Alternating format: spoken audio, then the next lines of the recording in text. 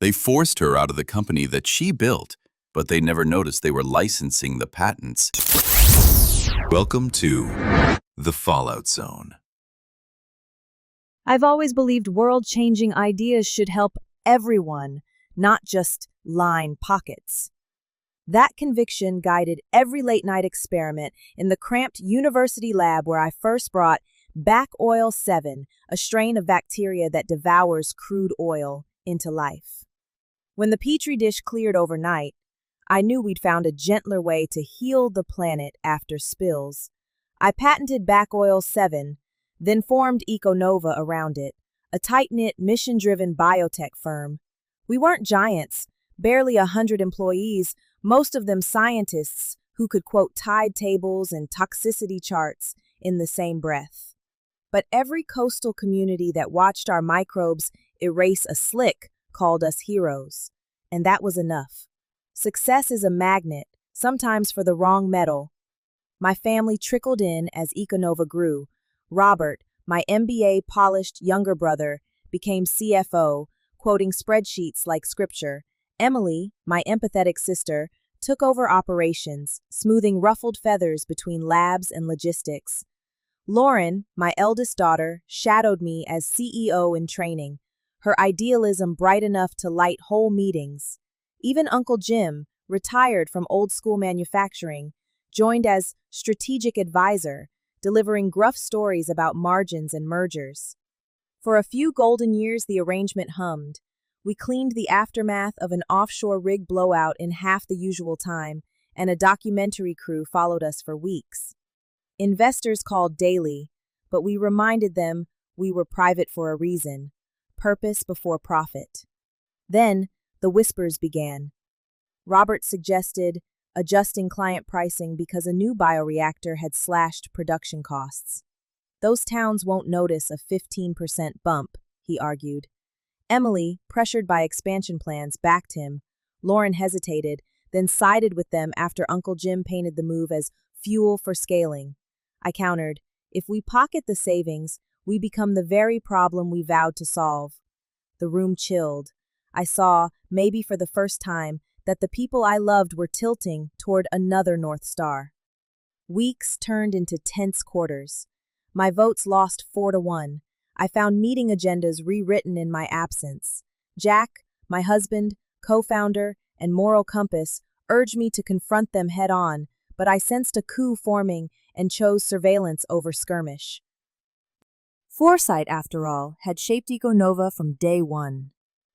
While the ink on my first patent was still drying, I'd created CW Greentech LLC, an entity that owned every subsequent patent outright. Econova merely licensed the technology under a 10-year agreement, renewable only with my signature. I told no one outside a tiny legal team and Jack. Paranoia? Maybe. Or just an engineer's habit of building redundancies. The coup landed on a gray Thursday. They framed it as a governance realignment. Jack and I were voted off the board, our shares bought at a valuation Robert himself had calculated. The price was generous on paper, but insulting in truth. I signed the paperwork with a steady hand, masking the tremor in my heart.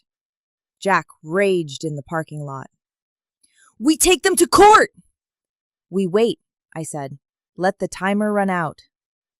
Econova shifted instantly. Press releases bragged about streamlined pricing strategies and hinted at an IPO.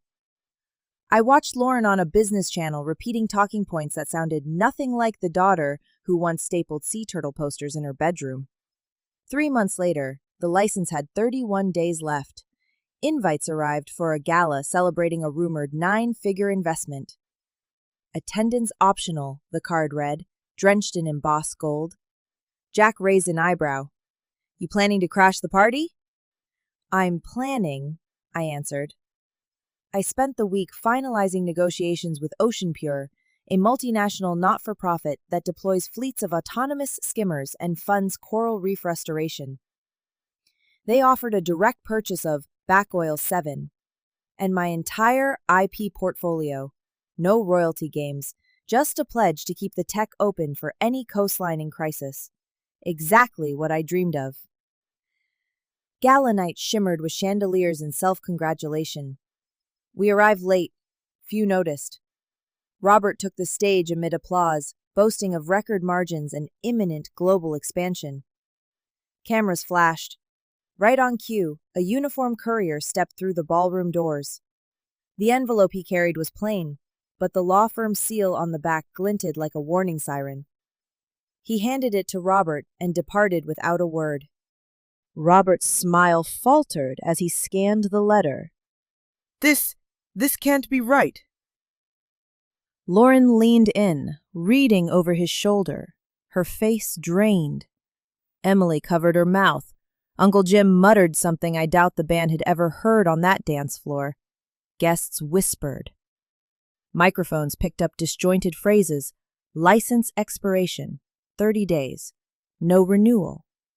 In that hush, I stepped forward. I believe you forgot, I said, voice steady. Econova only borrowed my science. I tapped my watch. And the clock just hit midnight. It was surgical. By morning, financial reporters called it the shortest corporate reign in history. Econova's pending investment evaporated. Employees, furious at management's oversight, demanded answers on social media. Environmental groups, once our allies, condemned the price hikes, now public knowledge.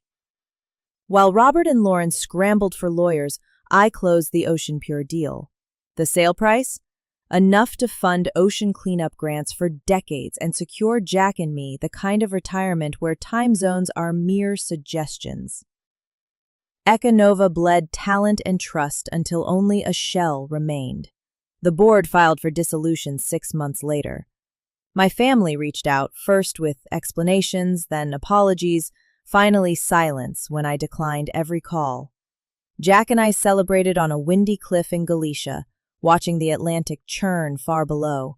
He lifted a glass of Albarino. To patience, he said. To justice, I replied. And somewhere across that restless water, autonomous skimmers were already spraying Back Oil 7, erasing mankind's mess one molecule at a time. The moral? Greed may improvise, but foresight writes the final movement, and when the last note hits, justice rings louder than any boardroom vote.